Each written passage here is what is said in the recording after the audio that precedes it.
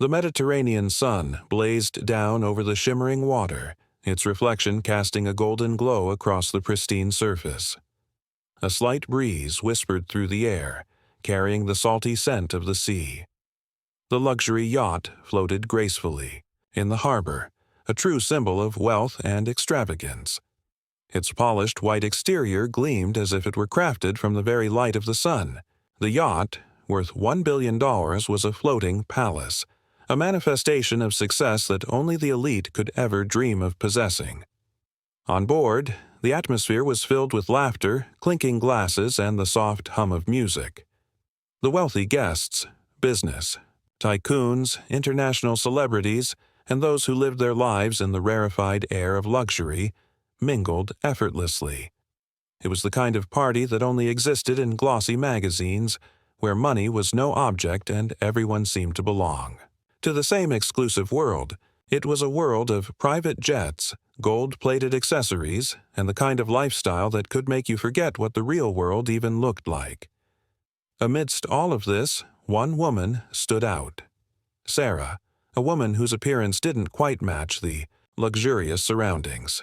Her dress was simple, a modest navy blue gown that could have been bought at any high street store. She wasn't wearing any flashy jewelry or designer shoes. No, she looked like an ordinary woman who had somehow stumbled into this high society party, an anomaly in a crowd of perfection. Her dark hair, casually styled, fluttered gently in the breeze as she stood by the railing, gazing out at the endless expanse of the Mediterranean. To the others, she seemed almost invisible, not in a physical sense, but in the way people barely noticed her presence. The wealthy guests didn't know her, nor did they seem to care. Sarah had never cared for the extravagance that surrounded her, nor did she crave validation from people who were so different from her. She was here to escape, to temporarily lose herself in the beauty of the ocean and the privacy of the yacht. But her presence did not go unnoticed by everyone. A group of women, impeccably dressed in designer gowns, drifted past Sarah, their laughter ringing through the air like a warning bell. The group paused as one of them, an elegant blonde in a red dress, took a long, appraising look at Sarah. There was no mistaking the look in her eyes: judgment, condescension, and a sense of superiority that was hard to ignore. "Who's that?" The woman in the red dress whispered to the others, not bothering to lower her voice. "She looks out of place." Another woman, her platinum blonde hair cascading down her back in perfect waves, snickered softly. "She must be one of the crew. Look at her. No designer labels, no jewelry. She doesn't belong here." The third woman in the group, a tall brunette with sharp features, crossed her arms and raised an eyebrow. "I'd say she's lucky to even step foot on this yacht. I wouldn't be surprised if she's here to serve drinks or something." The three women exchanged knowing glances, their laughter rising again like the notes of a mocking tune. They didn't think Sarah could hear them, but she did. The words stung like a slap to the face. She had grown accustomed to being judged for her modest appearance, especially in environments like this one. It was something she had learned to deal with, but it never hurt any less. Sarah stood still, her face expressionless as the women continued their cruel remarks. They had no idea who she was, no idea of the life she led, or the fact that she was no stranger to wealth. They assumed, as many people did, that she was just a regular woman, someone who didn't belong in the glittering world they inhabited. What they didn't know, however, was that appearances could be deceiving. Before Sarah could retreat further into her own thoughts, another figure appeared. This time, it wasn't a woman, but a man. He was tall, broad-shouldered, and wearing a designer suit that screamed wealth. His hair was perfectly styled, and his eyes gleamed with arrogance as he staggered towards her. He reeked of expensive cologne, and there was a smirk on his lips as he approached Sarah. "Hey, sweetheart," he slurred, clearly already tipsy from too many drinks. "What's a pretty girl like you doing alone on a yacht like this?" Sarah turned toward him, her lips curving into a polite smile, but she didn't say anything. She wasn't sure how to respond to someone so full of himself.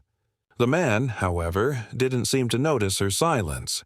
He took a step closer, invading her personal space. "You know," he continued, "if you're looking for someone to show you around, I'd be happy to give you a tour.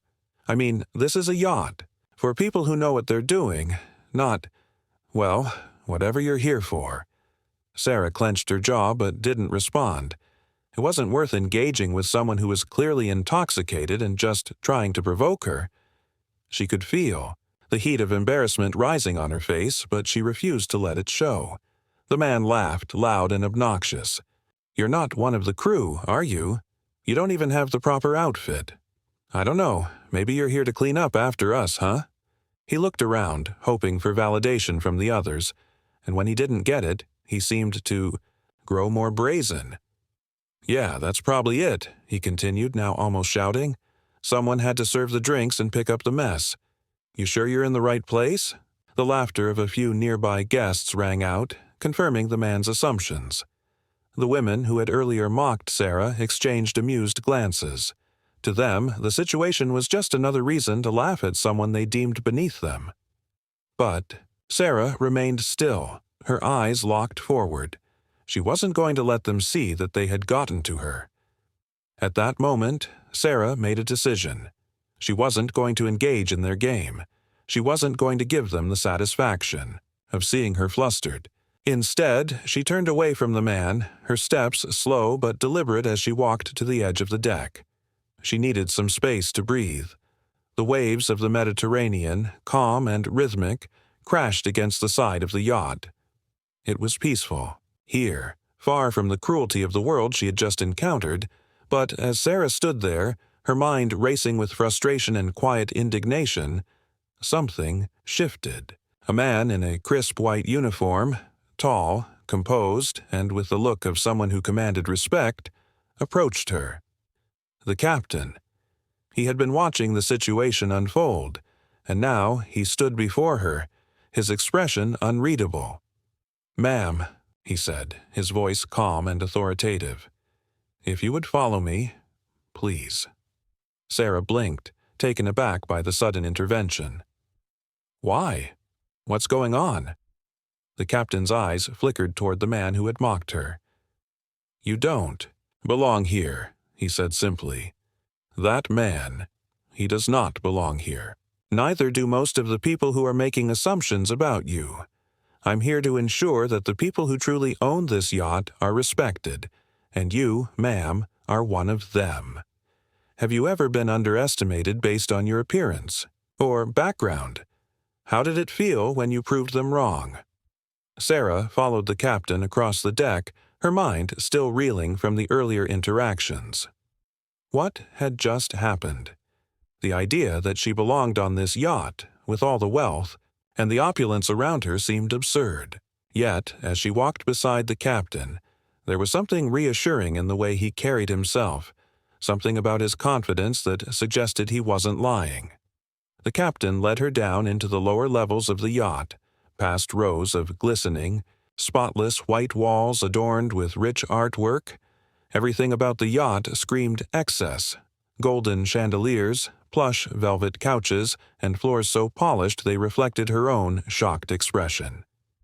It felt surreal to be here, like she was walking through a dream, but the doubts and insecurities that had plagued her earlier kept creeping back.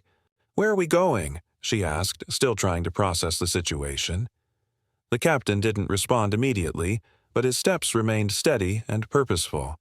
He led her to a private elevator, one that was clearly reserved for the most important guests. As they descended deeper into the heart of the yacht, Sarah's mind raced. This wasn't just any yacht, it was a billion-dollar vessel. The elite of the elite spent their days aboard it, living in luxury that few could ever imagine. And here she was, alone with the captain, being led to who knows what. When the elevator doors opened, Sarah was met with a small private lounge area. The room was opulent, but in a quiet, understated way. Expensive leather chairs, a bar stocked with the finest spirits, and panoramic windows that looked out over the endless sea. It was as though time had slowed here. Everything was calm, sophisticated, and, most importantly, private. The captain gestured to one of the chairs. "Please, sit." Sarah hesitated but took a seat, her curiosity now outweighing her doubts. The captain, standing tall in front of her, finally spoke. "Ma'am, there's something you should know," he began, his tone serious, almost reverent. "The yacht you're standing on, this entire vessel, is just one piece of a much larger picture. This isn't just a yacht, it's part of an entire fleet. A fleet owned by one person, someone who is not just another guest here today." Sarah's confusion deepened. "A fleet?" The captain nodded, his eyes meeting hers with a look that could only be described as respect. "Yes, this yacht is the crown jewel of a much larger operation. The owner of this yacht, as well as the other vessels in the fleet, is someone who has chosen to remain anonymous, but their influence is felt all around the world. You've met them. You've been in their presence the entire time." Her heart skipped a beat. "What do you mean? Who is the owner?" The captain paused for a moment, considering his words carefully. "You," he said, his voice firm, yet almost tinged with awe. "You are the owner." Sarah's breath caught in her throat. "I'm sorry, what?" she gasped, her voice cracking. "Slightly." No, that can't be right." But the captain only nodded once, his expression never wavering. "This yacht, and all the others in the fleet, are yours. You're the one who owns them. We've been informed to treat you as such, and I must say it is an honor to have you aboard." It took a moment for Sarah to process what the captain was saying. Her mind couldn't make sense of it. This was impossible, wasn't it? She was a woman who lived a quiet life, with no interest in the material wealth that the world around her seemed to worship. She had never once considered herself part of a world where yachts, private jets, and gold-plated mansions were the norm. "I don't understand," Sarah said, her voice trembling. "How could I possibly own this yacht? I don't—" The captain interrupted. Her, his tone gentle but unwavering. "You do. It was all part of an inheritance.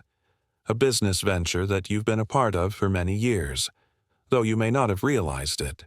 Sarah's mind spun with questions. She had no idea what the captain was talking about. Her family was relatively simple. Her parents weren't wealthy by any stretch of the imagination, and she had grown up in a modest home in the suburbs. There had never been any mention of an inheritance. Yet, as she sat there, looking around at the lavish surroundings, a sense of disbelief began to shift into something else, something that felt almost familiar. "This is absurd," she said, almost to herself. This can't be true." But the captain stood his ground. "It is. The paperwork is in order. The fleet, the business, everything. It's all yours, and you've owned it for quite some time. I'm sure there are details that you'll need to review, but you have the right to everything here." The words seemed to float around Sarah, making her head spin even more. How could this be possible? How could she, an ordinary woman, own something as immense and grand as a fleet of billion-dollar yachts? Just then, the sound of footsteps interrupted her thoughts. The man from earlier, the one who had mocked her, entered the lounge, his face flushed with the unmistakable signs of a man who had had a bit too much to drink. He was still wearing his designer suit, but now his demeanor had changed. There was an air of unease about him, a nervousness that hadn't been there before. Sarah glanced up at him, and he froze when he saw her sitting in the luxurious chair, the captain standing beside her with a respectful stance. The man's confident smirk faltered as he took a step forward, unsure of what to say. Excuse me, miss," he began, his voice now tinged with apprehension. I think there's been some kind of mistake." Sarah didn't respond right away. Instead, she watched as the man's words trailed off. He had no idea what he was walking into. "You were saying?" she asked, her voice calm but laced with an undercurrent of something that made the man swallow hard. He had underestimated her, ridiculed her, and now, standing before her, he was about to find out just how wrong he had been. Have you ever experienced a moment when someone underestimated you based on your appearance or background? How did it feel when the truth came out? The man's face turned a shade of crimson as he stammered, struggling to find the right words. Sarah, still sitting in the luxurious chair, couldn't help but notice the shift in his posture. The arrogant swagger that had once defined his presence was now replaced by unease, and it was almost comical. She'd never seen someone so flustered, especially after all the mockery she had endured just moments ago. I didn't realize you were... Well, the owner, the man muttered, his words failing him. He cleared his throat nervously. I didn't mean to offend you, I thought you were just another guest. Sarah stood up from the chair, her eyes locking onto his with a mixture of disbelief and subtle amusement. She wasn't sure if she should feel anger or sympathy for the man, who was now visibly sweating under the pressure of the truth unfolding before him. But one thing was certain, he wasn't mocking her anymore. She glanced over at the captain, who nodded slightly, signaling that it was time for the man to truly understand the gravity of the situation. I've been on this yacht for less than an hour, Sarah began, her voice steady but tinged with an edge of irony. You've treated me as though I'm beneath you, and now I'm here to tell you that you're wrong. The man opened his mouth to say something, but Sarah held up a hand, silencing him. No, she said firmly, I don't need an apology from you. What I need is for you to understand that wealth, status, and appearances don't define a person. They never have, and they never will. I'm not here to play the game you seem so fond of. I'm here because I own this yacht, this fleet, and everything that comes with it. And believe me, there's more to me than you'll ever know.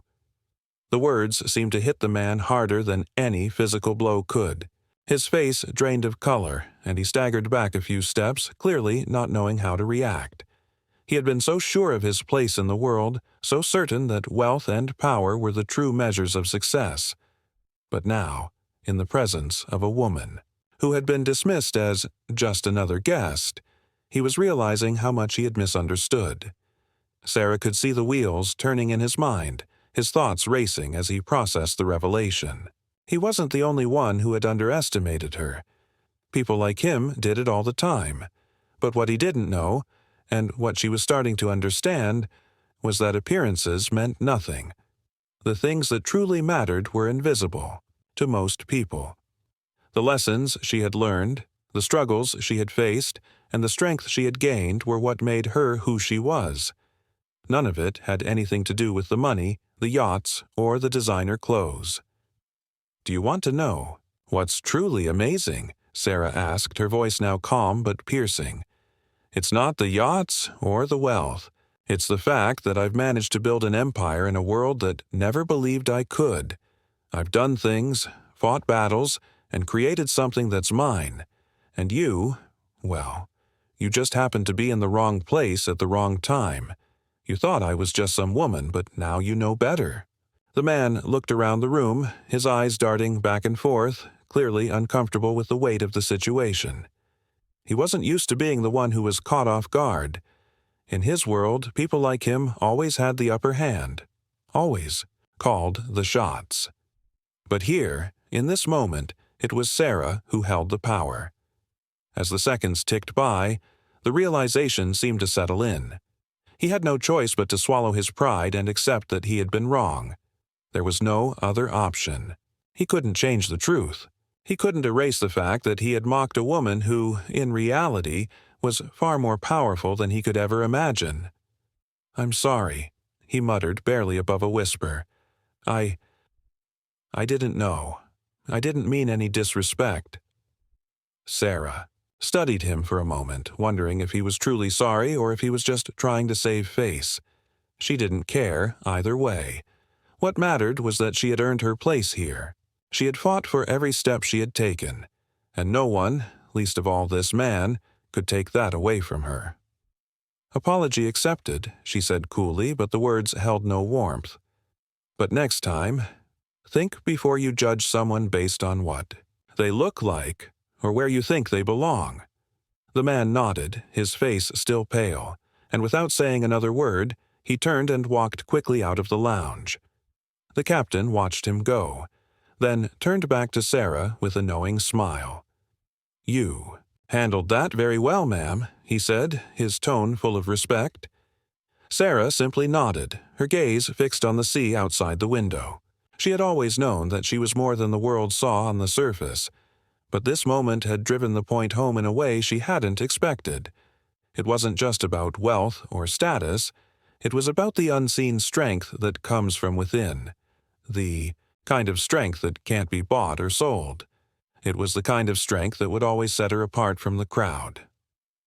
As the yacht continued to glide across the open water, Sarah felt something shift within her. For the first time in a long while, she felt at peace with herself. She had nothing to prove to anyone. The world would soon learn her story, not because of her wealth, but because of the person she had become. Have you ever been underestimated or judged based on your appearance? How did you handle it, and what did you learn from the experience? The yacht sailed smoothly through the deep blue waters, the calm of the sea reflecting Sarah's newfound tranquility. She leaned against the glass window, her eyes scanning the horizon, as the last of the tension from the encounter seemed to melt away. There was no need for her to prove anything more.